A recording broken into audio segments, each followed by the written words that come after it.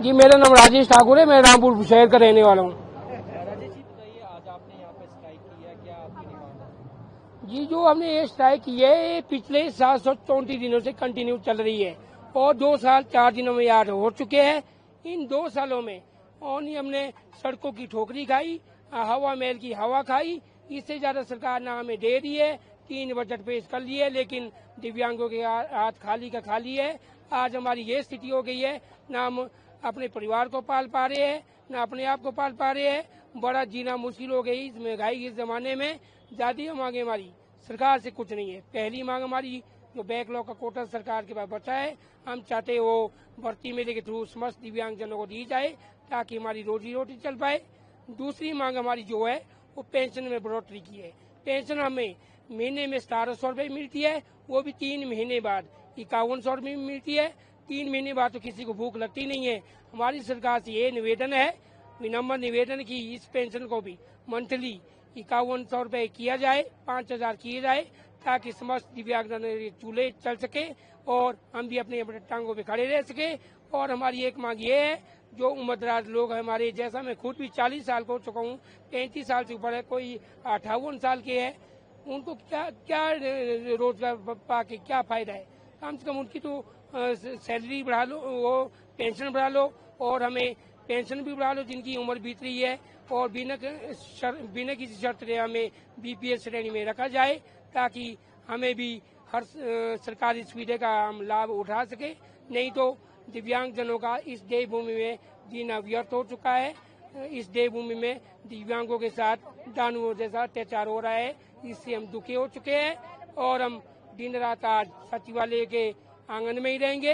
अगर 2 घंटे बाद हमें अंदर बैठक के लिए नहीं बुलाते हैं तो मैं राजेश ठाकुर ये चेतावनी देता हूँ, 2 घंटे बाद मैं खुद यहाँ नंगन प्रदर्शन करूँगा और यहाँ की पब्लिक भी शायद वो नहीं देख पाएगी, मीडिया भी वो दिखा नहीं पाएगी, शासन प्रशासन भी देख नहीं पाएंगे।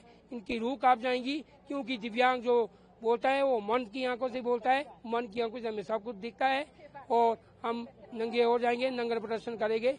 यही हमारे पास आखिरी चारा है और दिन रात हम सचिवालय के बाद तब तक डटे रहेंगे जब तक कि हमें उच्च स्तरीय बैठक के लिए अंदर बुलाया नहीं जाता है। आप लंबे समय से संघर्ष कर रहे हैं, सरकार क्यों आपकी बात नहीं मान रही? देखो, ये सरकार जो बात नहीं मानने का कारण है, इसमें यही हो सकता है, या तो सरकार दिव्यांगजनों को नफरत करती है, हीन भाव की दृष्टि से देखती है, यही हो सकता है। क्योंकि आपको सबको मालूम होगा, विधानसभा में एक बिल पास किया था सुकू जी ने कि हर 5 साल में विधायकों की, मंत्रियों की अपनी सैलरी तो इनकी 24% हो गई। हमारे 3 बजट पेश कर लिए, हमारे लिए 1 रुपया नहीं बढ़ाया। अगर श्वेत पत्र जारी करे सुकू सरकार, अगर उन्होंने हमारे लिए कुछ ऐसी योजना लाई है तो मैं राजेश ठाकुर दिल से सभी देवभूमि को साक्षी मान के ये शर्त लगाता हूँ सुकू जी के साथ, जो हमें सारा पेंशन भी लगी है वो भी 6 महीने से बंद है, वो मुझे 2020 से लगी है। अगर दिव्यांग समाज के लिए एक भी 75% से 100% हमारे दिव्यांग समाज को 50 लोग भी एडजस्ट किए हैं तो 2020 से जो 2025 तक मुझे सारा पेंशन मिल रही है, वो 1.5 लाख से 2 लाख मेरी बनती है।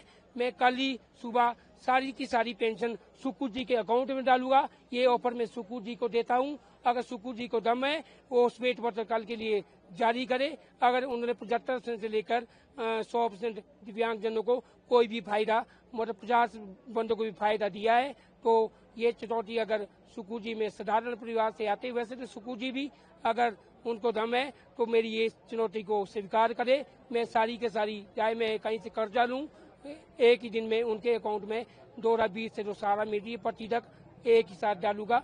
अगर सुकू जी ये शर्त मानते हैं तो सुकू जी को मैं मुबारकबाद दूंगा कि एक साथ उन्हें 2 लाख में अपने अकाउंट से दूंगा अगर श्वेत पत्र जारी करेगी सुकू जी। जी, मेरा नाम सुरेखा है। अच्छा बताइए, आप यहाँ प्रोटेस्ट कर रहे हैं, क्या आप डिमांड है, आपकी क्या मांग है? सर, हमारी तो एक ही डिमांड है कि हमारा बैकलॉग कोटा भरा जाए और हमारी पेंशन बढ़ाई जाए। यही डिमांड है हमारी, बाकी कोई ज्यादा डिमांड नहीं है। डिमांड सर बढ़ रही है तो वो भी सरकार की वजह से। जो हमारा यूडीआई था वो भी सरकार ने बंद कर रही है सरकार, उससे भी 200 रुपया मांग रही है, भी हिम पास बनाएंगे। और जो हमारे पास अधिकार है उनको भी सरकार छीन रही है।